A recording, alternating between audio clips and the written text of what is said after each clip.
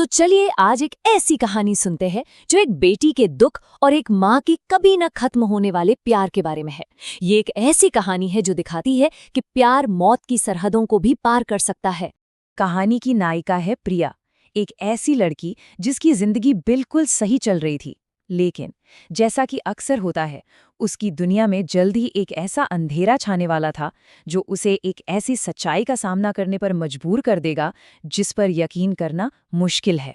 तो कहानी की शुरुआत होती है एक बहुत ही खुशहाल घर से। यहाँ प्रिया अपने माता पिता सावित्री और राजेश के साथ रहती थी।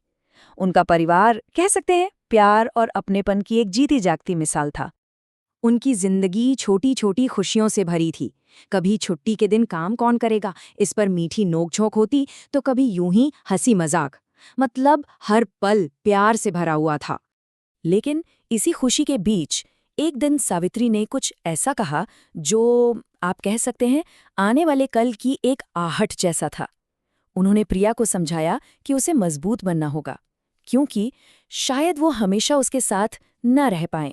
और फिर बिना किसी चेतावनी के वो सुबह आ ही गई, जो कभी नहीं आनी चाहिए थी। सावित्री उस सुबह नींद से कभी नहीं उठी, बस एक ही पल में उस हंसते खेलते परिवार की दुनिया ही उजड़ गई और प्रिया अपनी माँ के बिना बिल्कुल अकेली रह गई। बेटी का ये गहरा दुख राजेश से देखा नहीं गया और उन्होंने दोबारा शादी करने का फैसला किया, बस इस उम्मीद में कि प्रिया को फिर से माँ का प्यार मिल सकेगा। राजेश ने नीलम नाम की एक महिला से शादी कर ली और पता है, शुरू में तो ऐसा लगा जैसे उनकी सारी दुआएं कबूल हो गईं। नीलम ने प्रिया पर इतना प्यार बरसाया कि लगा मानो सावित्री का प्यार ही लौट आया हो। लेकिन जैसे ही राजेश घर से बाहर जाते, नीलम का वो प्यारा सा मुखौटा उतर जाता था और सामने आता था एक क्रूर और जालिम औरत का असली चेहरा। नीलम ने प्रिया को अपनी नौकरानी बना लिया था। उसे ताने देती, भूखा रखती। जुल्म इस हद तक बढ़ गया कि बेचारी प्रिया कमजोरी की वजह से एक दिन बाजार में ही बेहोश होकर गिर पड़ी। और इस क्रूरता का असर सिर्फ घर की 4 दीवारी तक ही सीमित नहीं रहा। जब प्रिया के लिए एक रिश्ता आया तो लड़के वालों ने ये कहकर मना कर दिया कि वो एक अपशकुन है, क्योंकि उसकी माँ की मौत हो चुकी है। अब प्रिया पूरी तरह से टूट चुकी थी, जुल्म और समाज के तानों से हार कर। टूटे दिल के साथ वो नदी की तरफ चल पड़ी, इस इरादे से कि अब वो कभी वापस नहीं लौटेगी। मगर जैसे ही प्रिया पानी में डूबने लगी, एक अजीब सी, एक अलौकिक शक्ति ने उसे खींचकर बचा लिया। पता है कौन थी वो? वो थी उसकी माँ सावित्री की आत्मा, जो अपनी बेटी को बचाने के लिए मौत के उस पार से लौट आई थी। सावित्री की आत्मा ने अपनी बेटी से वादा किया कि अब रोने के दिन खत्म, अब सिर्फ और सिर्फ न्याय होगा। और इसके बाद जो हुआ वो सच में रोंगटे खड़े कर देने वाला था। सावित्री की आत्मा ने बदला लेना शुरू किया।